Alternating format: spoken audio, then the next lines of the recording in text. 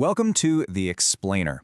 Today, we're going to tackle something that, let's be honest, we all know a little too well: procrastination. We're going to dig into the surprising psychology behind why we put things off and, more importantly, what we can actually do about it. I mean, you know the feeling, right? That deadline is getting closer and closer, the chores are just piling up, but you find yourself doing literally anything else. So why? Why do we do this to ourselves? What is actually going on in our heads when we choose to delay the inevitable?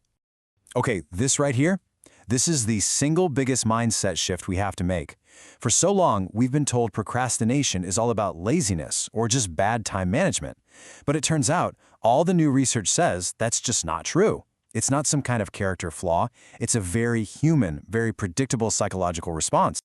So let's get right into it. To really understand why we procrastinate, we first have to understand what our brain is actually trying to do for us when we put something off. And here's the secret. Procrastination isn't a time management problem. It's an emotion regulation problem. Think about it.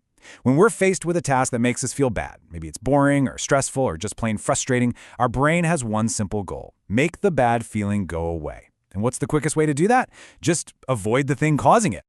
You see, this is that primal, emotional part of your brain just taking over. It's not thinking about long-term goals. It's living completely in the now. It feels discomfort, and its immediate reaction is to find relief.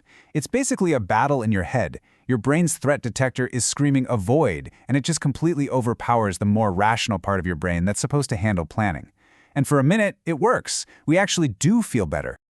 But here's the catch. That relief, it doesn't last, right?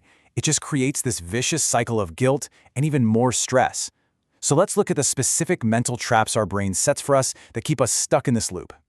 First up, we've got the dopamine trap, and this one is everywhere in our world today. Just scrolling through your phone gives your brain a quick, easy hit of that feel-good chemical, dopamine. Now compare that to, say, studying for a huge exam. The reward for that is way, way off in the future. Our brain is wired to be efficient, so guess which one it's going to pick almost every time? The easy dopamine, of course. But, it's not always about chasing a quick, feel-good hit. A lot of the time, it's just about running away from a bad feeling. The task itself could be simple, but it's all tangled up with these negative emotions, like the fear of failing or the anxiety of what other people will think.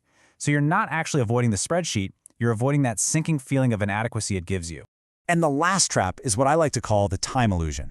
This is our brain's weird tendency to think of our future self as a totally different person.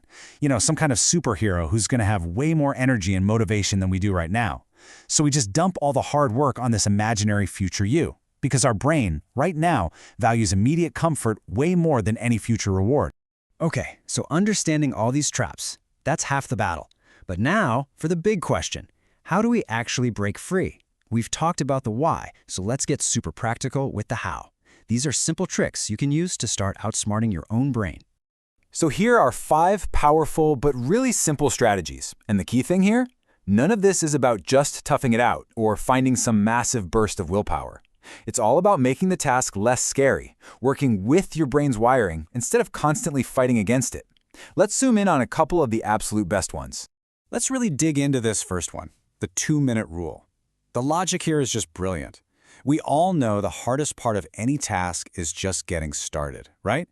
So by telling yourself you're only going to do it for 2 minutes, just write one sentence or wash one dish or answer one email, you make the first step so small, so non-threatening that your brain can't even argue. And a lot of the time, that's all it takes to get the ball rolling. And this is what makes it all work. You're building momentum. When you break a huge, scary task into tiny little pieces, every single piece you finish feels like a win. It gives you a little hit of dopamine, a little feeling of, hey, I can do this. And that feeling is what carries you to the next step and the next. You have to remember, progress is what generates motivation, not the other way around. So, let's bring it all back home. If there is one thing, just one thing, you take away from all this, please let it be this. Procrastination is not a character flaw, it's just a brain habit. It's a pattern. And like any habit, with the right tools, you can absolutely change it. And that's our explainer. Look, the theory is interesting, but it's the action that really changes things. So I've got a question for you. Right now, thinking about that one thing you've been putting off, what's one tiny, 2-minute piece of it you can start today?